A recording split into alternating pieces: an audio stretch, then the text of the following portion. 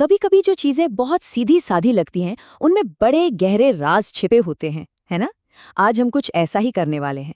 एक बहुत ही जानी पहचानी बच्चों की कविता उठाएंगे, व्हील्स ऑन द बस, और देखेंगे कि ये असल में एक जटिल सामाजिक तकनीकी सिस्टम के बारे में हमें क्या बताती है। तो चलिए देखते हैं कि हम इस पड़ताल को कैसे आगे बढ़ाएंगे। हम इसे 5 हिस्सों में देखेंगे। पहले बात करेंगे एक चलती फिरती प्रणाली की, फिर बस की मैकेनिकल सिम्फनी को समझेंगे, उसके बाद बस के अंदर के इंसानी इकोसिस्टम पर नज़र डालेंगे, फिर समझेंगे कि शहर भर में सफ़र का क्या मतलब है, और आखिर में हम इन सबको जोड़कर अपना फाइनल एनालिसिस करेंगे। चलिए शुरू करते हैं पहले भाग से, एक चलती फिरती प्रणाली। यहाँ हम सबसे पहले ये समझने की कोशिश करेंगे कि हम आखिर बात किस चीज़ की कर रहे हैं। तो सबसे पहले एकदम अकादमिक अंदाज में समझते हैं कि बस आखिर है क्या। देखिए, बस एक स्वचालित यानी खुद से चलने वाली, जमीन पर चलने वाली परिवहन प्रणाली है, और इसे बनाया गया है एक तय भौगोलिक इलाके में कई यात्रियों को एक साथ ले जाने के लिए। और हमारी कहानी का जो मूल स्रोत है वो इसी लाइन से शुरू होता है। बस के पहिए घूमते हैं गोल गोल। अब ये लाइन बहुत ज़रूरी है। क्यों? क्योंकि यही पहली लाइन हमें इस पूरे सिस्टम का मूल सिद्धांत बताती है। लगातार गोल गोल घूमते रहना, मतलब मोशन। ठीक है, तो अब आगे बढ़ते हैं अपने दूसरे हिस्से की तरफ, मैकेनिकल सिम्फनी। यहाँ हम बस के मशीनी पुर्जों और उनके काम करने के तरीके को समझेंगे। अगर हम गौर से देखें तो बस सिर्फ एक चीज नहीं है ना। ये तो कई सारे हिस्सों का एक मिला जुला ऑर्केस्ट्रा है। जैसे पहिए हैं जो गोल गोल घूम रहे हैं, दरवाजे हैं जो खुलते और बंद होते हैं, वाइपर स्विश स्विश स्विश कर रहे हैं, और हाँ, हॉर्न बीप बीप बीप कर रहा है।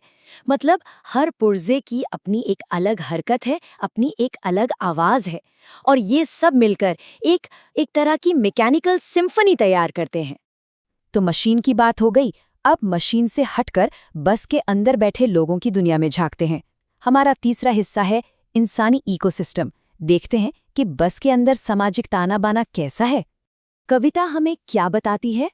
बस में लोग ऊपर नीचे होते हैं। ये एक बड़ी मजेदार बात है।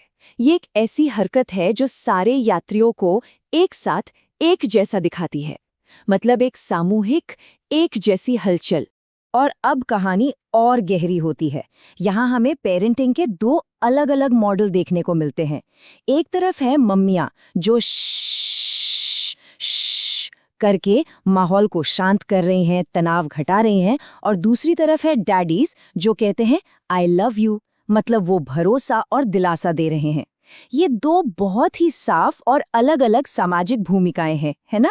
तो बस के अंदर इमोशंस का, भावनाओं का एक पूरा स्पेक्ट्रम चल रहा है। सोचिए, इसकी शुरुआत होती है वाह वाह वाह से, मतलब एक बच्चा परेशान है।